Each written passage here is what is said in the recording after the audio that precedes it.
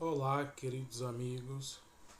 Estamos aqui iniciando mais um trecho de estudo e análise desta obra do Hellinger, Ordens da Ajuda, retomando a introdução, continuando de onde a gente parou ontem, e vamos à terceira ordem da ajuda, introdução e visão geral. Continuando a leitura. Muitos ajudantes, por exemplo, na psicoterapia e no trabalho social, pensam que precisam ajudar aqueles. Só um momentinho aqui que eu tive um probleminha. Retomando. Pensam que precisam ajudar aqueles que procuram ajuda, como os pais ajudam seus filhos pequenos. Inversamente, muitos que procuram ajuda esperam que os ajudantes se dediquem a eles como os pais em relação a seus filhos, e esperam receber deles mais tarde o que ainda esperam ou exigem de seus próprios pais. O que acontece se os ajudantes correspondem a essas expectativas? Eles se envolvem numa longa relação. Para onde leva esta relação? Os ajudantes ficam na mesma situação dos pais, lugar onde se colocaram através desse querer ajudar. Passo a passo, precisam colocar limites aos que procuram ajuda, decepcionando-os. Então, estes desenvolvem frequentemente em relação aos ajudantes, os mesmos sentimentos que tinham antes em relação aos pais. Dessa maneira, os ajudantes que se colocaram no lugar dos pais e talvez até queriam ser melhores que os pais, tornam-se para os clientes iguais aos pais deles.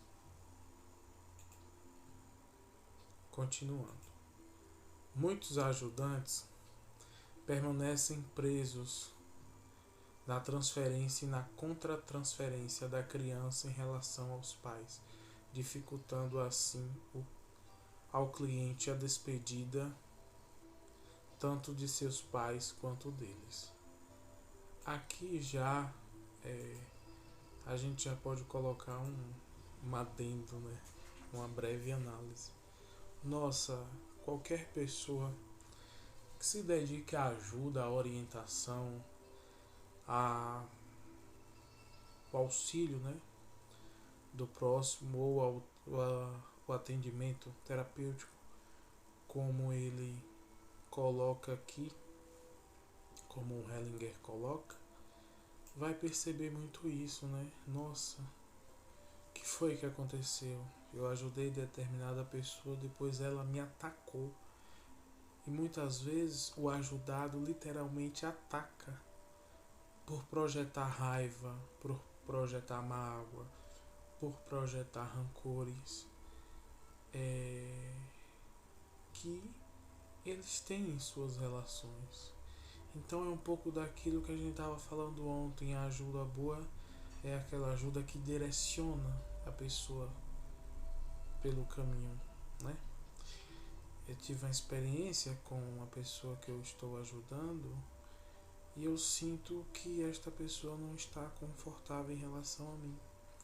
Mas de algum modo, toda vez que a pessoa me solicita ajuda, eu a impulsiono na direção da vida. Eu não permito que essa colocação aconteça. Então isso gera um certo desconforto, que na maioria das vezes as pessoas querem ser salvas, o que é muito mais fácil. É muito mais fácil esperar o outro, que o outro faça por mim, do que eu faça por mim mesmo, né? E superar dores, traumas que vêm enraizados desde a infância é difícil, é complexo, gera tempo. esforço, dedicação. E como Hellinger mesmo diz, o sofrimento é mais fácil do que a superação, porque a superação exige ação, o sofrimento não. Continuando nossa leitura. Ao mesmo tempo, a relação, segundo o modelo de transferência entre pais e filhos também, ou entre pais e filhos, impede também o desenvolvimento pessoal e amadurecimento do ajudante. Vou ilustrar isso com um exemplo. Quando um homem jovem se casa com uma mulher mais velha, ocorre a muitos a imagem de que ele procura uma substituta para sua mãe. E ela, a mulher, o que procura? Um substituto para o seu pai? O inverso também é válido. Quando um homem mais velho se casa com uma mulher jovem, muitos dizem que ela procurou um pai. E ele procurou uma substituta para sua mãe? Portanto, embora isso possa soar estranho, quem persiste por muito tempo numa posição superior e até a procura e quer conservá-la, recusa-se a assumir seu lugar de igual para igual ao mundo dos adultos. Contudo, existem situações em que é conveniente que, por um curto tempo, o ajudante represente os pais. Por exemplo, quando um movimento precocemente interrompido precisa ser levado a seu término, mas, diferentemente da transferência em relação entre pais e filhos, os ajudantes representam aqui os pais reais e não se colocam em seu lugar como uma mãe melhor ou um pai melhor. Por isso, os clientes também precisam se desprender deles. Os próximos ajudantes os afastam de si e os levam para os pais biológicos. Assim, ambos ficam mutuamente livres. Seguindo este modelo de sintonia com os pais verdadeiros, os ajudantes podem fazer fracassar, desde o início, a transferência da relação entre os pais e filhos. Se eles respeitam de coração os pais de seus clientes, se estão em sintonia com esses pais e seus destinos. Os clientes encontraram ao mesmo tempo nos ajudantes os seus pais, não podendo mais se esquivar deles. O mesmo é válido quando ajudantes lidam com crianças. Na medida em que somente representam os pais, os clientes podem se sentir acolhidos junto a eles. Os ajudantes não se colocam no lugar dos pais. A terceira ordem da ajuda seria, portanto, que o ajudante também se colocasse como um adulto perante um adulto que procura ajuda. Com isso, ele recusaria as tentativas do cliente de forçá-lo a fazer o papel de seus pais. É compreensível que isso seja sentido e criticado por muitos com dureza.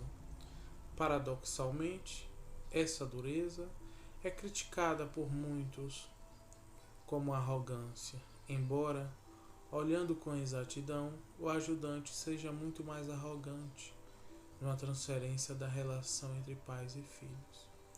A desordem da ajuda aqui é permitir que um adulto faça reivindicações ao ajudante como uma criança aos seus pais, e que o ajudante trate o cliente como uma criança, para poupá-lo de algo que ele mesmo precisa e deve carregar, a responsabilidade e as consequências. É o reconhecimento dessa terceira ordem da ajuda que diferencia profundamente as constelações familiares e o trabalho com os movimentos de alma da psicoterapia habitual. Dá para tirar bastante coisa desse trecho final, né? Primeiro, antes de mais nada, É como se Hellinger estivesse a dizer também nesse trecho, o que os ajudantes procuram quando estão dispostos a ajudar, né? É algo para a gente pensar. O que me motiva quando eu atendo alguém do ponto de vista da relação profissional-cliente ou do ponto de vista da posição de ajudante e ajudado? Eu quero levar um pouco do meu conhecimento, da minha capacidade de maneira fraterna e caridosa. Eu estou a trabalhar e receber por isso, servindo com amor, ou eu estou também, embora não negue as duas afirmações anteriores, eu estou buscando um pouco de reconhecimento, que o outro me dê valor e importância. Porque se eu tiver interesses ocultos, e se esses interesses estiverem na sombra da minha consciência, eu vou me embaraçar com a história dos ajudados. Porque eles vão me puxar para o lugar de paz e eu vou automaticamente, né? Isso acontece muito, já aconteceu comigo, provavelmente aconteça com você também, caro ouvinte, ou cara ouvinte. É uma questão bem interessante, porque as pessoas, todas elas, eu e você também, tendemos a ir facilmente para o lugar de criança quando precisamos de algo. E a criança reclama, a criança não tem a dimensão do seu poder de ação. Então é mais confortável do que assumir o ônus e o bônus das minhas ações e das minhas escolhas. É muito mais fácil esperar pelo outro, esperar que o outro delegue, né? Esperar que o outro decida para eu me sentir ausente das minhas questões, das minhas responsabilidades e das minhas dores. Então, a ajuda em qualquer nível requer, antes de mais nada, a observação da intenção e também da conduta do ajudador e a forma que o ajudado está colocando esse ator ajudador em volta dele. Porque o ajudado, mesmo estando em uma posição de quem necessita, ele também tem força. Ele também tem força. Talvez não esteja completo de ferramentas para superar os desafios que estão diante de si, mas ele também tem força. Ao mesmo tempo que o ajudante, embora em posição de ajudante, também tem fragilidades e fraquezas. Isto é humanidade. Continuando. Deixa eu só tomar um golinho de água aqui rapidinho.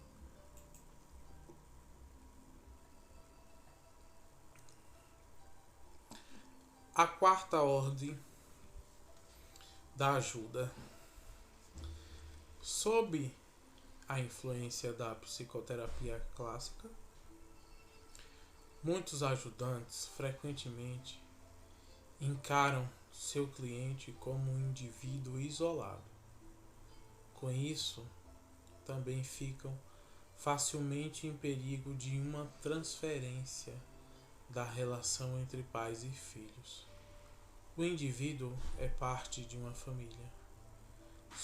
Somente quando o ajudante o percebe como uma parte da sua família é que ele percebe de quem o cliente precisa e a quem ele talvez deva algo.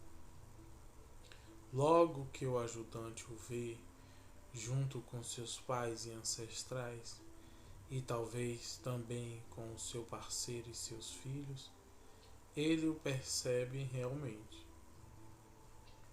Percebe também que nessa família precisa, em particular, de seu respeito e ajuda e a quem o cliente precisa se dirigir para reconhecer os passos decisivos e caminhar. Isto significa que a empatia do ajudante deve ser menos pessoal, mas sobretudo sistêmica. Ele não se envolve num relacionamento pessoal com o cliente. Esta é a quarta ordem da ajuda. A desordem da ajuda seria aqui se outras pessoas essenciais que, por assim dizer, têm nas mãos a chave para a solução, não fossem olhadas e honradas. A elas pertencem sobretudo as pessoas que foram excluídas da família, por exemplo, os outros que se envergonham delas. Também aqui o grande perigo e que essa empatia sistêmica seja sentida como dura pelo cliente, principalmente por aqueles que fazem reivindicações infantis ao ajudante. Pelo contrário, aquele que procura uma solução de maneira adulta sente o procedimento sistêmico como uma libertação e como a fonte de força. Quarta ordem da ajuda. Que profundo esse trecho. Talvez seja o mais legal que eu já li até aqui, porque ele enfoca justamente sobre uma distância entre o ajudante e o ajudado, né? Uma distância pessoal, mas também uma distância de mentalidades, digamos assim. A pessoa que ajuda, ela tem que já ter caminhado por onde o ajudado quer chegar. É aquela questão: como eu vou ensinar ao outro e ajudar o outro em algo que eu também não consegui ainda. Então esse distanciamento ele é primordialmente de consciência. E essa desordem também acontece quando o ajudante não diz ao ajudado que coisas que são desagradáveis precisam ser ditas, coisas que os outros e ele mesmo se envergonham delas, né? É aquela questão que provavelmente vocês já devem ter parado e pensado assim: eu vou dizer à pessoa o que ela precisa ouvir ou o que ela quer. Porque ninguém quer ouvir o que é duro e desagradável, que dói e machuca. Mas é preciso da posição de ajudante. É preciso falar a verdade para que aquela alma possa encontrar um caminho ou possa se redimir diante daquilo que precisa se redimir. Porque tem coisas que a gente só se liberta quando verdadeiramente perdoamos e reconhecemos a grandeza daquilo que está diante de nós. Então a distância é fundamental, porque mesmo que o ajudado não tenha uma mentalidade de maneira adulta, é essencial que o ajudante segure esse eixo. Porque ajudar não é simplesmente passar a mão pela cabeça, mas é essencialmente mostrar à pessoa os diferentes caminhos e as diferentes escolhas.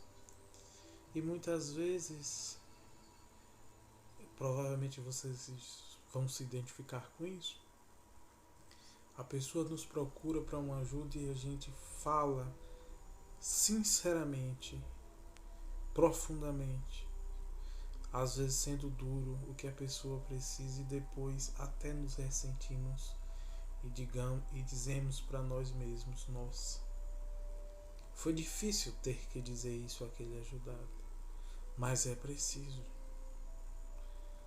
O amor também é limites, o amor também é dureza na hora certa. Como diz mesmo Hellinger, o amor precisa de ordem. Vamos lá? Prosseguindo a leitura. A quinta ordem da ajuda. As constelações familiares unem o que antes estava separado.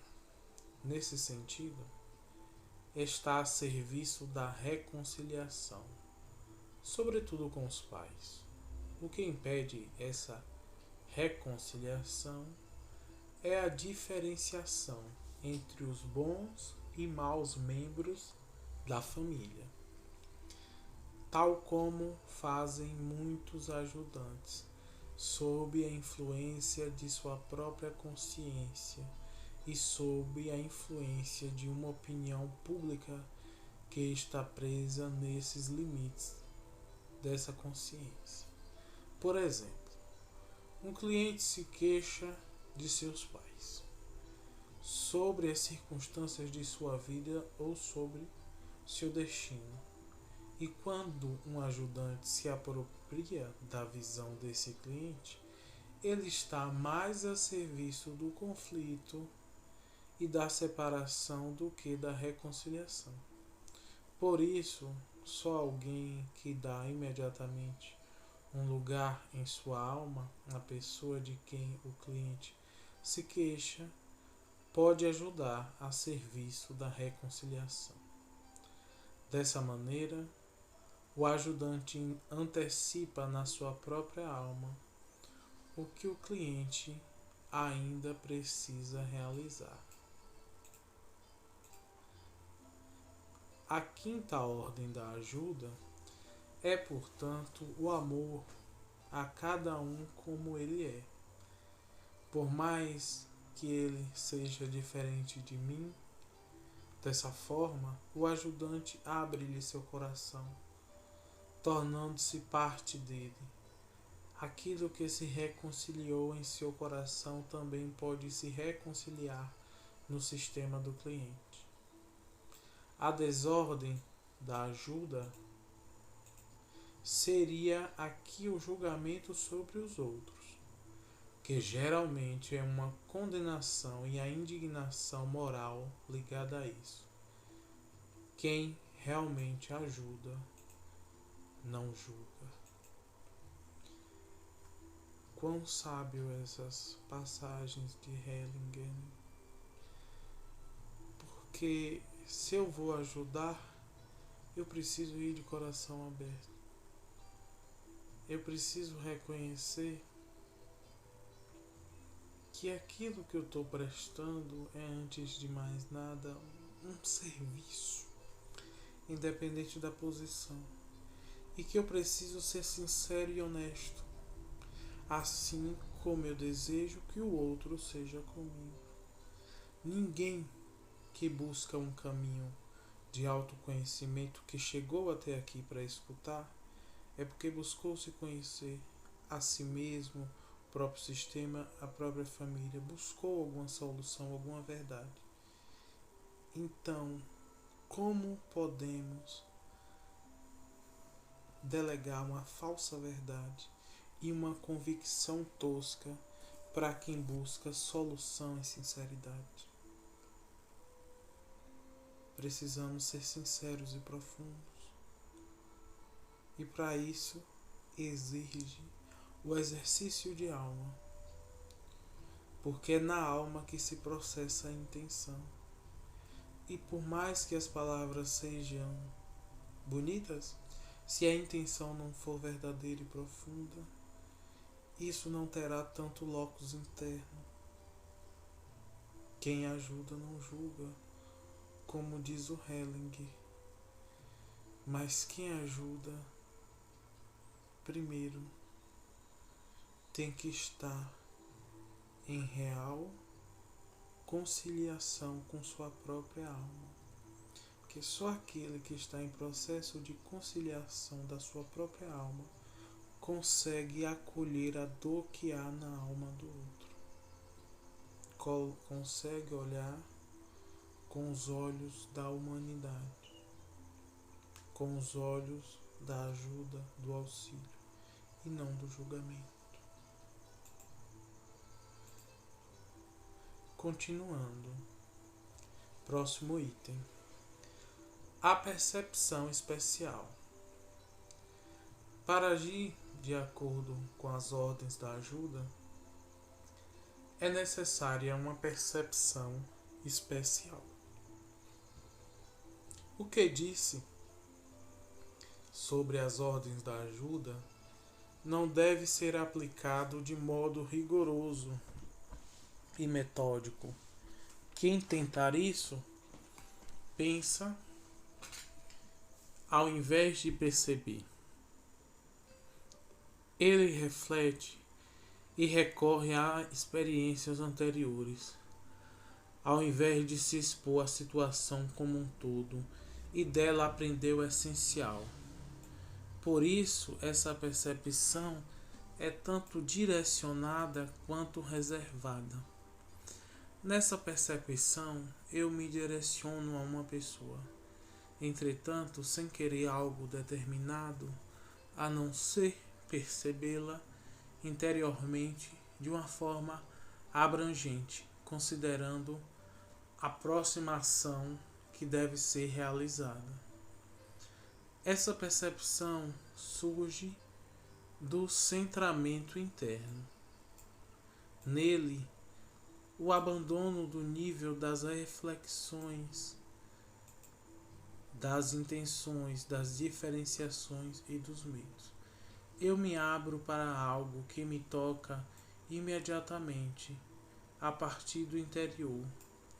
Aquele que, como representante, numa constelação, já se entregou aos movimentos da alma e foi dirigido e impelido por eles, de uma forma totalmente surpreendente, sabe do que eu estou falando.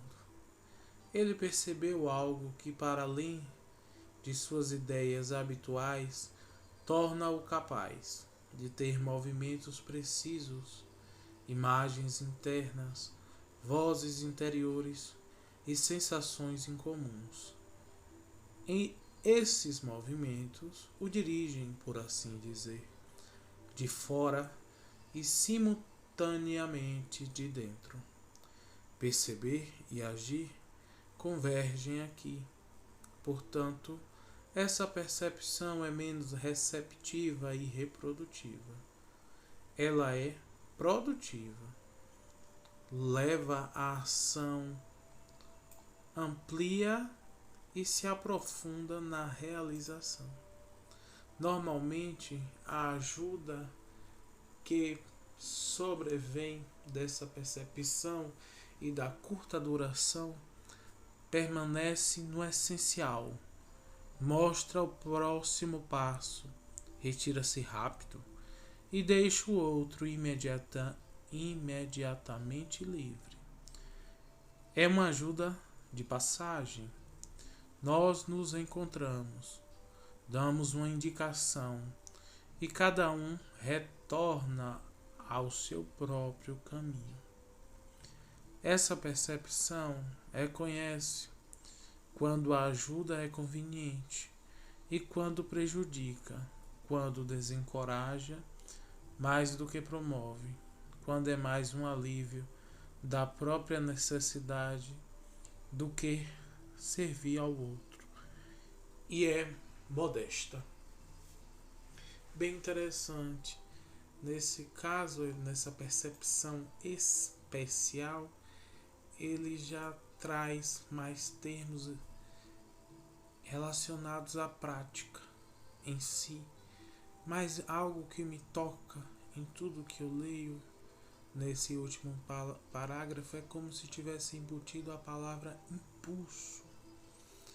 A ajuda muitas vezes é o impulso que vem de mim e eu dou na direção do outro para que o outro avance na direção da vida, avance no seu movimento de alma. E assim ela leva a ação, amplia e se aprofunda na realização. Então é muito interessante essa forma que ele coloca, porque e no final ele diz, é importante que o outro sinta este alívio, né? Este alívio que é da parte do ajudante, do ajudado, não é do ajudante. O ajudante vai processar aquilo depois, mas o ajudado ele toma aquilo imediatamente. E quando existe verdade e a capacidade de se receber aquilo que se deseja, se processa como um alívio. E muitas vezes o impulso vai nos conduzir para um caminho totalmente diferente do que a razão vai nos conduzir. Mas cabe a gente abandonar um pouco.